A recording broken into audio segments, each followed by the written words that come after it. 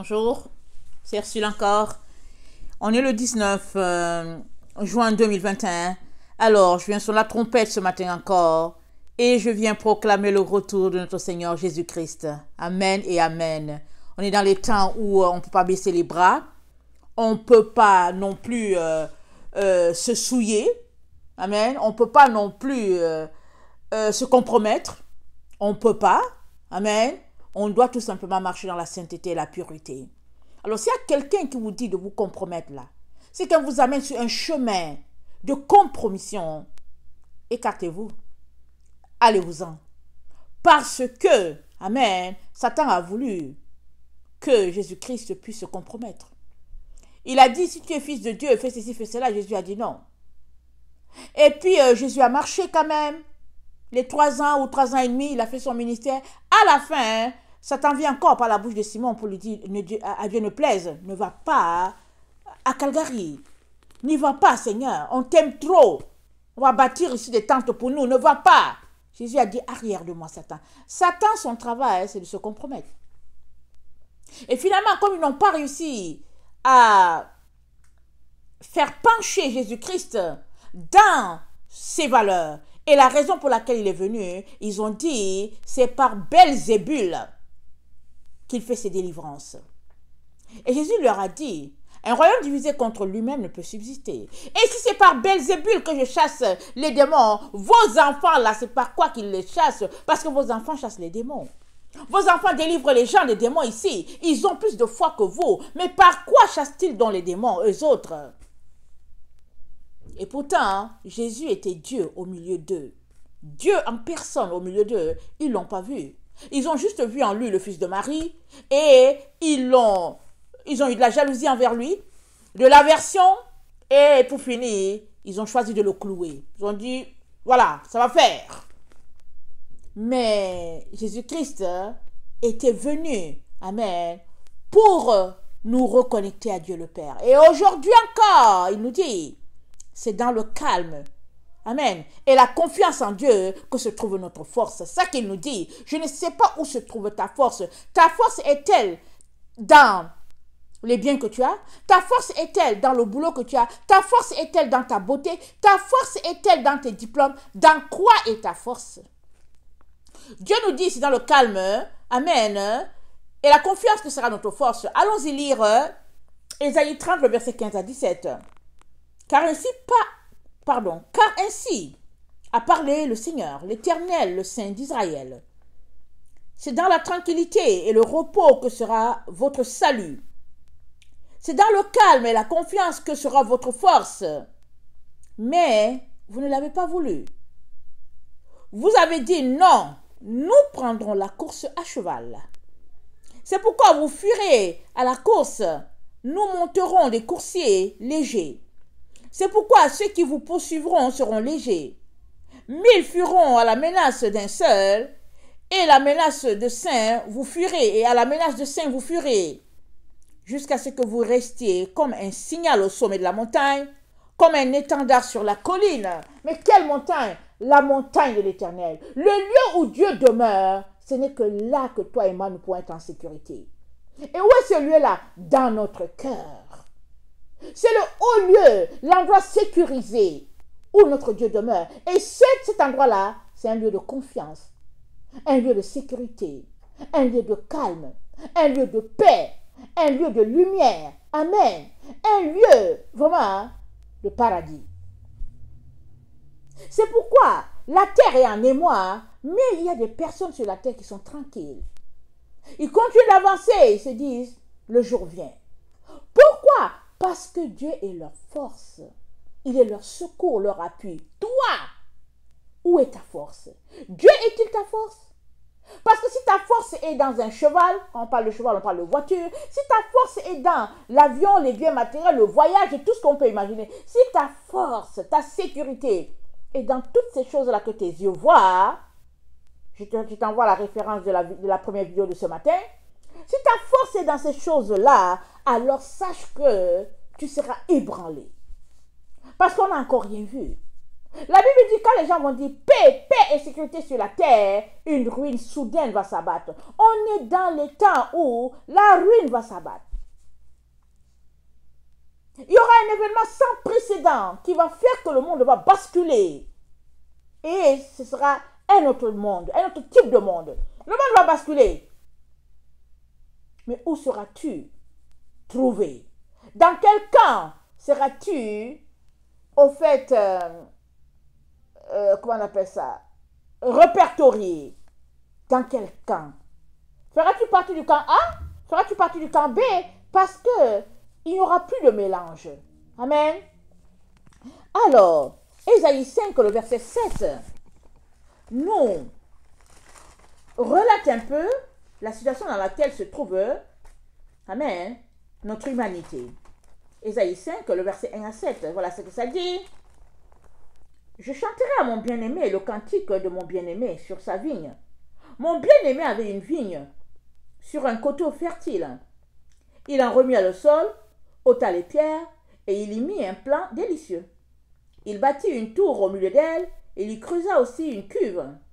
Puis il espéra qu'elle produirait de bons raisins. Mais elle en produit de mauvais. Maintenant donc, habitants de Jérusalem, hommes de Juda, soyez juges entre moi et ma vigne. Qu'y a-t-il encore à faire à ma vigne que je n'ai pas fait pour elle? Que je n'ai pas fait pour elle? Pourquoi, quand j'ai espéré qu'elle produirait de bons raisins, en a-t-elle produit de mauvais?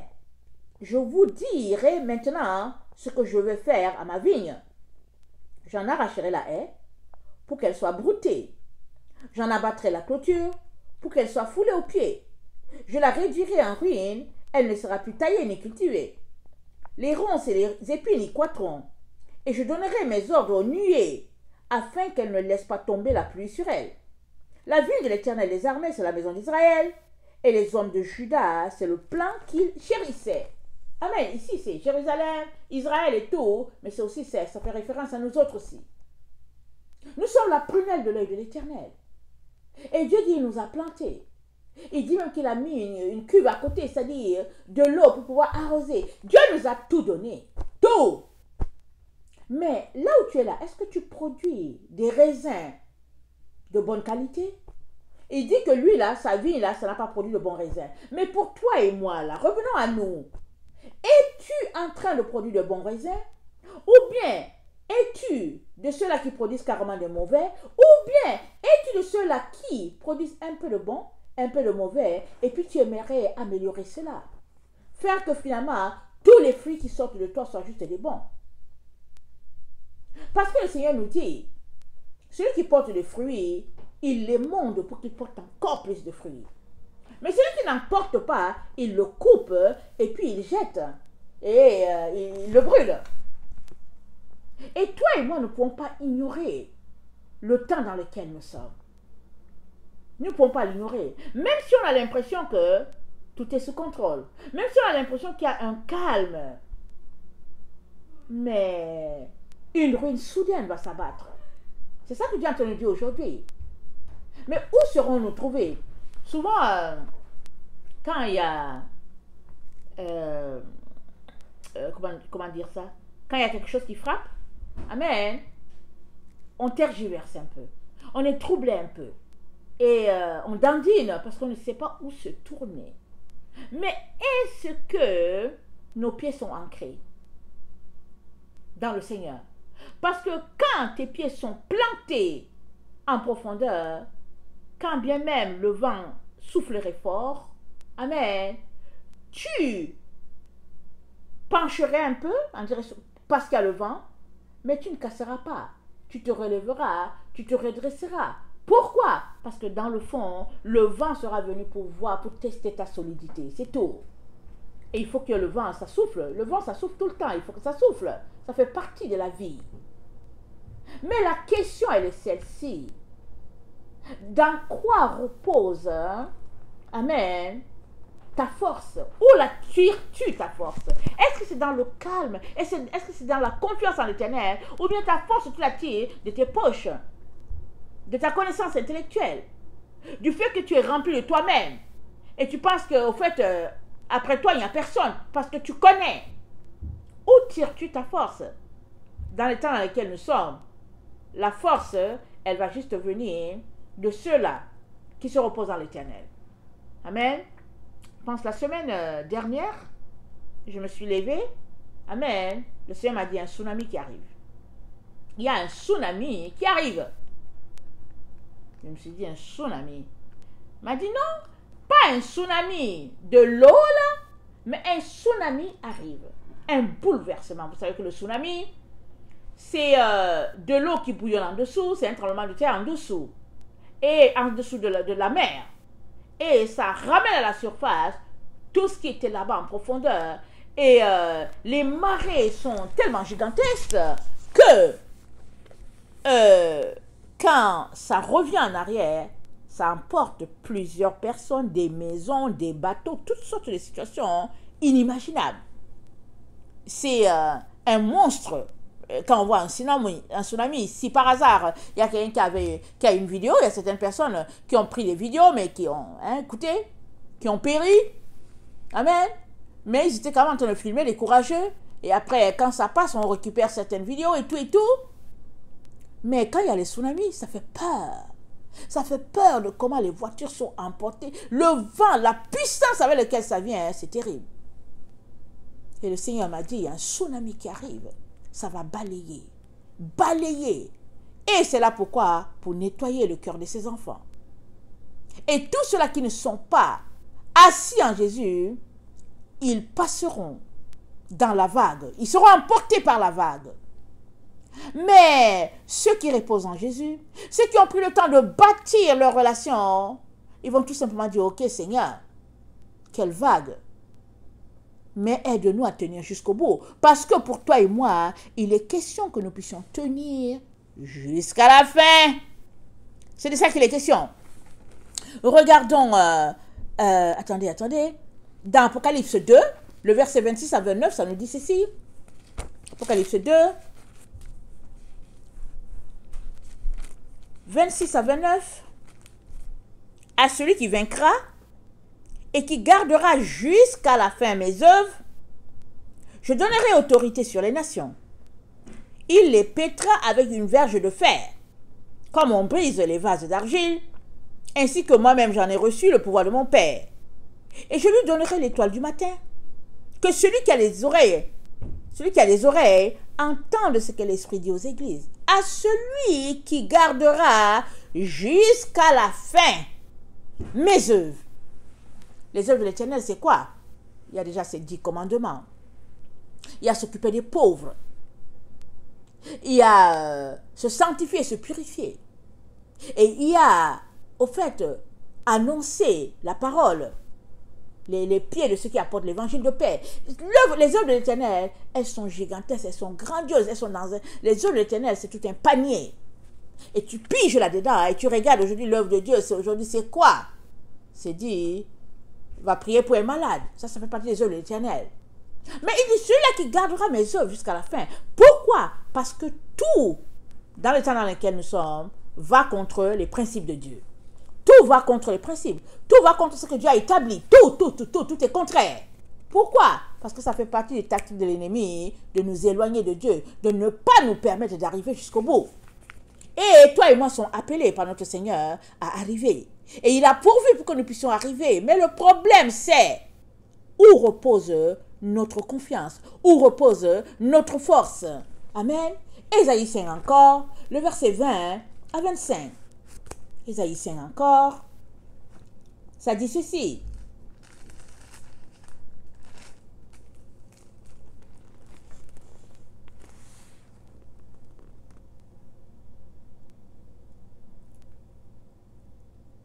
Malheur à ceux qui appellent le mal bien et le bien mal, qui changent les ténèbres en lumière et la lumière en ténèbres, qui changent l'amertume en douceur et la douceur en amertume. Malheur à ceux qui sont sages à leurs yeux et qui se croient intelligents. Malheur à ceux qui ont de la bravoure pour boire du vin et de la vaillance pour mêler des liqueurs fortes, qui justifient le coupable pour un présent et enlèvent aux innocents leurs droits. C'est pourquoi, comme une langue de feu dévore le chaume, et comme la flamme consume l'herbe sèche, Ainsi, leur racine sera comme de la pourriture, et la fleur se dissipera comme de la poussière. Car ils ont dédaigné la loi de l'Éternel des armées, et ils ont méprisé la parole du Saint d'Israël. C'est pourquoi la colère de l'Éternel s'enflamme contre son peuple. Il étend sa main sur lui, et il le frappe. Les montagnes s'ébranlent, et les cadavres sont comme des balayures au milieu des rues. Malgré tout cela, sa colère ne s'apaise point, et sa main est encore étendue. Il élève une bannière pour les peuples lointains, et il en siffle un des extrémités de la terre, et voici, il arrive avec promptitude et légèreté. Nul n'est fatigué, nul ne chancelle de lassitude, personne ne sommeille ni ne dort, aucun n'a la ceinture de ses reins détachée, ni la courroie de ses souliers rompus. Ses flèches sont aiguës, et tous ses arcs tendus. Les sabots de ses chevaux ressemblent à des cailloux, et les roues de ses chars à un tourbillon. Son rugissement est comme celui d'une lionne. Il rugit comme des lionceaux, il gronde et saisit la proie. Il l'emporte et personne ne vient au secours. En ce jour, il y aura près de lui un mugissement, comme celui d'une tempête sur mer. En regardant la terre, on ne verra que ténèbres, avec les alternatives d'angoisse et d'espérance. Au ciel, l'obscurité régnera. Waouh! L'obscurité régnera au ciel. Écoutez, au ciel, l'obscurité régnera. Comment l'obscurité régnera-t-il au ciel? Au ciel, il n'y a pas d'obscurité. Il n'y a que paix, il n'y a que joie. Mais c'est quel ciel? C'est là. Quand les enfants de Dieu auront traversé, amen, quand les enfants de Dieu auront été mis en sécurité, alors tout sera obscur. Tu regardes au ciel, c'est noir, c'est ténèbres. Comme a dit Apocalypse 6 nous dit, je vais le lire rapidement. Apocalypse 6, le verset 12 nous dit, je regardais quand il ouvrit le 6e sceau. Il y eut un grand tremblement de terre. Le soleil devint noir comme un sac de crin, et la lune entière devint comme du sang. Et les étoiles du ciel tombèrent sur la terre comme lorsqu'un figuier secoué par un vent violent jette ses figues vertes. Le ciel se retira comme un livre qu'on roule, et toutes les montagnes et les îles furent remis de leur place. Les rois de la terre, les grands, les chefs militaires, les riches, les puissants, tous les esclaves et les hommes libres se cachèrent dans les cavernes et dans les rochers des montagnes, et ils disaient aux montagnes et aux rochers, tombez sur nous. Cachez-nous devant la face de celui qui est assis sur le trône et devant la colère de l'agneau. Tout sera ténèbres sur la terre à ce grand jour-là.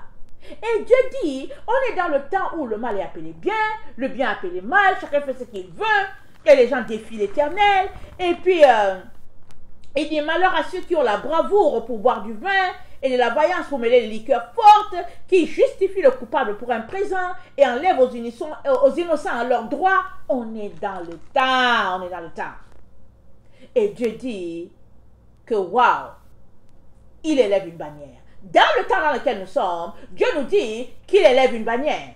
Et il dit, il élève une bannière pour les peuples lointains. Et il en siffle un des extrémités de la terre. Ici, ça parle du témoin de la fin. Apocalypse 11. Amen. À partir du verset 3. Il dit, il en siffle un des extrémités de la terre. Et voici, il arrive avec promptitude et légèreté. Nul n'est fatigué, nul ne chancelle de lassitude, personne ne sommeille ni ne dort, aucun n'a la ceinture de ses reins détachée, ni la courroie de ses souliers rompus. Pourquoi?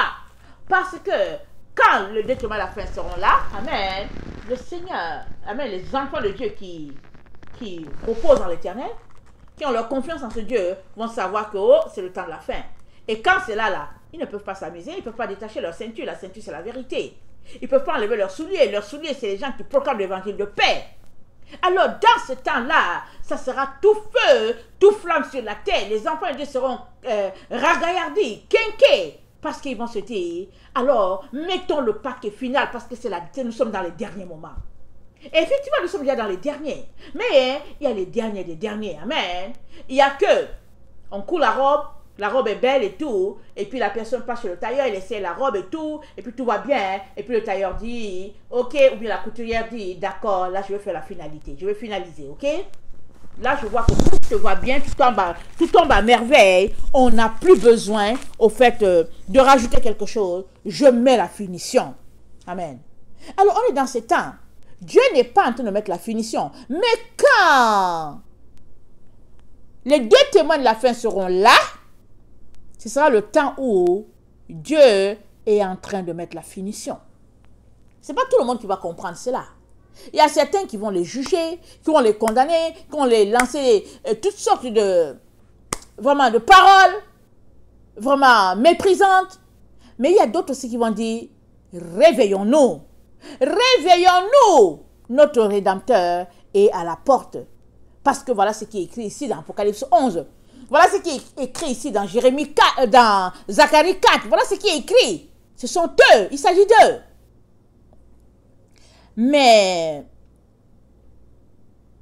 tous, malheureusement, ne pourront pas, tous ceux qui se disent enfants de Dieu ne pourront pas forcément embrasser avec joie leur venue. Pourquoi? Parce qu'il y en a déjà plusieurs qui sont déjà allés se souiller. Ils sont allés souiller leur corps.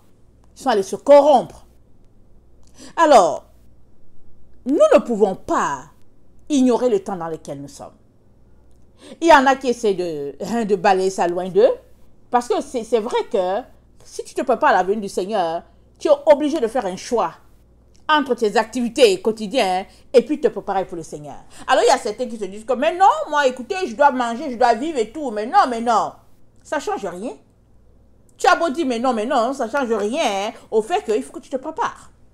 Si tu ne te prépares pas, tu ne seras pas dedans, dans le filet. Amen. Parce que Jésus a dit, qui échappera. Alors pour échapper, tu as besoin de te préparer. Et alors que tu te prépares, Dieu te marque de son sceau. Comment? Parce que le sceau de Dieu, c'est la parole de Dieu. Elle marque tous ceux-là qui viennent se délecter de la parole de Dieu, qui vivent de la parole de Dieu, qui passent le temps à prier, à intercéder. Le sceau de Dieu est pour eux. Mais si toi, tu te délectes de tout ce qui se passe sur cette terre, c'est là ton lieu favori, c'est là ta plateforme où tu te réjouis, ou vraiment, alors c'est ça, fine, ce sera ça. Et quand Jésus-Christ viendra, amen, c'est le tsunami qui te réveillera. C'est le tsunami qui te réveillera.